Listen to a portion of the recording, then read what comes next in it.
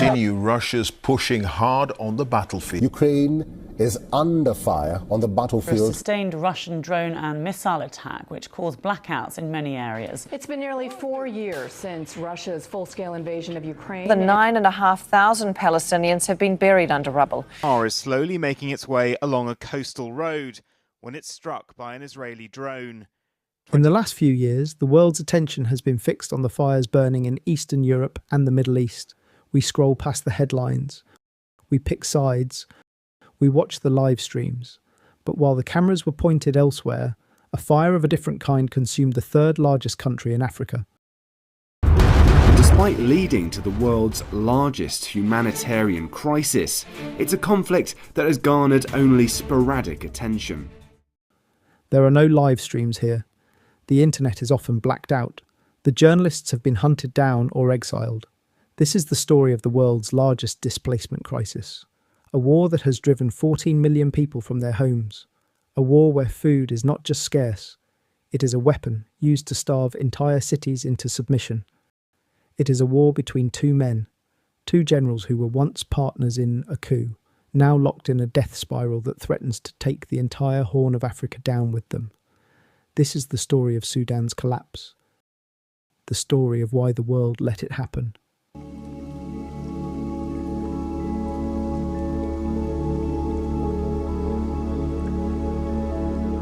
To understand the horror of today, we have to look at the hope of yesterday. Because this is what Sudanese strong women look like. Thousands of women are taking to the streets. In 2019, the people of Sudan did the impossible. Through sheer people power, they toppled Omar al-Bashir, the dictator, who had ruled them with an iron fist for 30 years. President Bashir is blaming the media and what he calls infiltrators and saboteurs. But the revolution was hijacked. The military stepped in to oversee the transition. Two men stood at the helm. General Burhan represented the old guard, the army, the bureaucracy, the establishment. General Hemeti was something else entirely. He commanded the Rapid Support Forces, a paramilitary group born from the ashes of the Janjaweed, the fearsome militias that terrorised Darfur in the early 2000s. They were an odd couple, the career soldier and the warlord, but they had one thing in common. Neither wanted to hand power over to a civilian democracy. In October 2021, they staged a coup together. I do want to connect you to a fast developing story out of Sudan where a military takeover is in progress.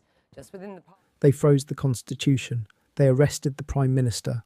They thought they could rule together. They were wrong. A state cannot have two armies.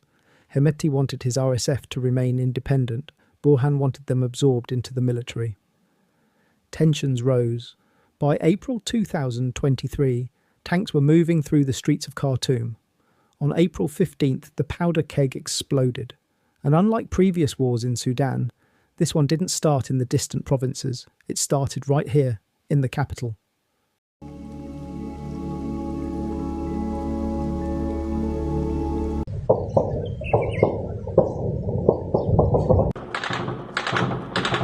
On April 15, 2023, heavy gunfire and explosions rocked the capital Khartoum, throwing the city into panic. The Sudan Armed Forces, or SAF, led by the country's de facto ruler, General Abdel Fattah al-Burhan, and the paramilitary group Rapid Support Forces, or RSF, led by Burhan's deputy turned rival, General Mohamed Hamdan Dagalo, known as Hemeti, blamed each other for firing the first shot. Khartoum was once a city of 7 million people, a place of tea ladies under neem trees, universities and commerce. Within days, it became a kill box. The RSF, more mobile and less disciplined, took over the streets.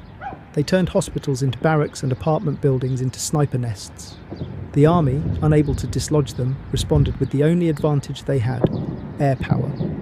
The army bombed its own capital city to destroy the enemy within. The RSF responded with a campaign of looting that stripped the city bare. They call it the Battle of the Bridges. But for the civilians trapped inside, it was simply hell. By early 2025, the Sudanese armed forces had successfully expelled the RSF from the capital. retaking the airport and presidential palace. The SAF declared victory in Khartoum, but it was a hollow one. They had reclaimed a ruined capital, while the war machine of the RSF simply regrouped and focused its fury on the west.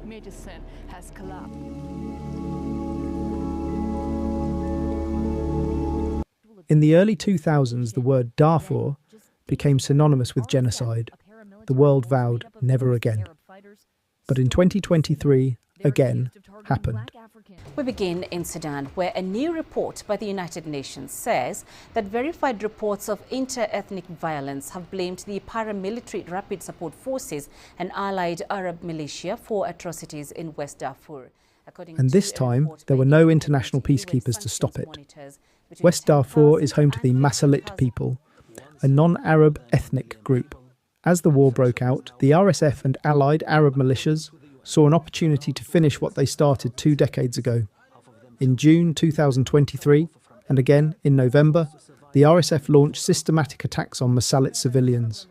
Survivors describe boys being singled out and executed, women assaulted as they tried to flee to Chad. Human Rights Watch and the UN High Commissioner for Human Rights have documented that at least 10,000 to 15,000 people were slaughtered in and around El Hanena in mid-2023. This wasn't combat, this was ethnic cleansing.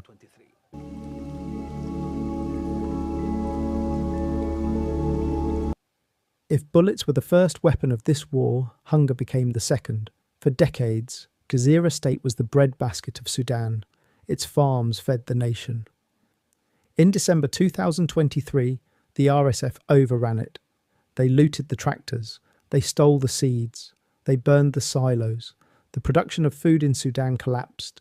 Then, they turned their sights on the aid meant to save the starving. By 2024 and into 2025, the war focused on El Fasher.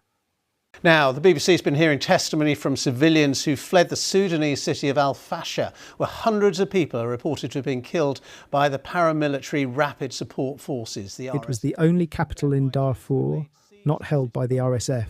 It became a city under siege. The RSF encircled the city. They cut the water. They blocked the roads. Inside, over 1 million people were trapped. Following the RSF takeover, reports of mass atrocities and a rapid catastrophic descent into famine in the nearby Zamzam camp have flooded aid agencies. This is not a famine caused by drought. It is a famine caused by men. The army denies permits for aid to cross front lines, fearing it will feed the enemy. The RSF loots the trucks that do get through. The civilians are caught in the vice. How does a militia sustain a war like this for years? How does a bankrupt government keep jets in the sky? The answer lies outside Sudan's borders.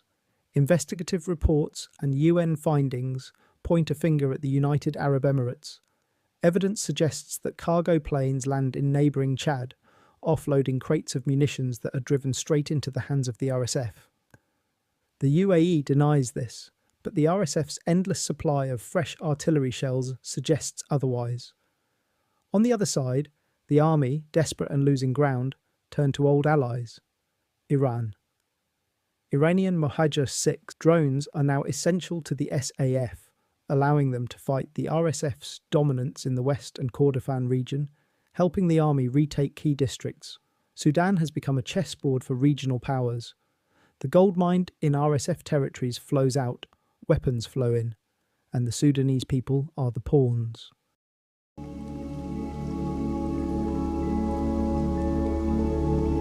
So, where does this end? The Libya scenario. A country permanently split, ruled by rival warlords? Or something worse, a total state collapse that sends millions more refugees pouring into Europe and neighbouring Africa. The world looked away when the war started. It looked away when the genocide returned to Darfur. It is looking away now, as famine claims the children of Zamzam. Sudan is not just a story of war. It is a test of our shared humanity, and right now, we are failing. World Insight, brought to you by Ocular Documentaries.